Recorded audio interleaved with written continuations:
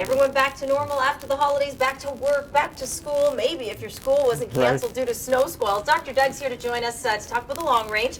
Let's talk about our current weather pattern. Well, for the week ahead, it's going to look a lot like last winter on Wednesday around Calgary with the Chinook. And we start the week cold in British Columbia and the interior of BC, but overall, a rather wintry week from the Rockies to the Atlantic. Absolutely. For people that don't live in Alberta, Chinook is when you get your winds coming down the eastern side of the Rocky Mountains. You can get temperatures that bump up like 10, 12 degrees. And then they can go back down. Then they go back down. Right. Exactly, not for very long. But enjoy while it's there. All right, so showers. Let's go ahead to next weekend. This is Friday. How will it compare to this past weekend? Well, a much quieter pattern overall. We have a fairly active storm track, mostly south of the border. We're dealing with clippers rather than systems bringing up Gulf moisture. Right. But the system that comes through southern Ontario Thursday night brings a few centimeters of snow. The lake effect gets going. It'll actually be some difficult travel Friday morning with gusty winds. The system heads into Atlantic Canada with some mixed precipitation, rain potentially in the south, snow to the north. But on Saturday,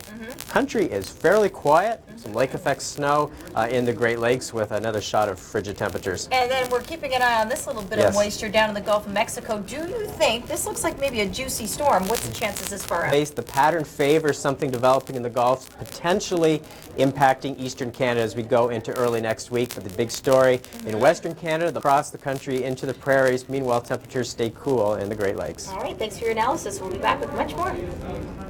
In Winnipeg.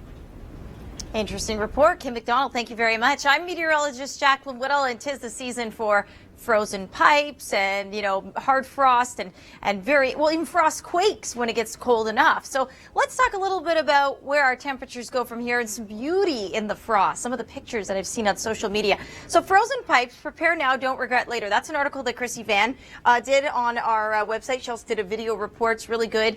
This was beautiful. On Saturday into Sunday, Ontario, a lot of the trees look like this. Very, you know, iced over, some accretion, but just very small in the grand scheme of, say, the 1998 storm or the 2013 ice storm. But even still, when I see ice on trees, I get that feeling like, oh, is this going to be like 2013?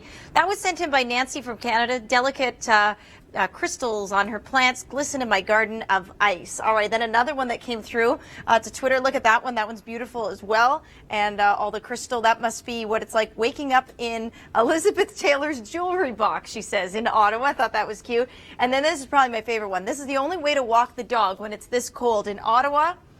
Just throw on the skates. Yeah, you can see she actually has skates on at the bottom of the screen. Dog doesn't need skates, but a good way to go walk the dog. I might try that with Symphony today. All right, and then Steve McLeod says, Jaclyn, can you do anything about the snow squalls?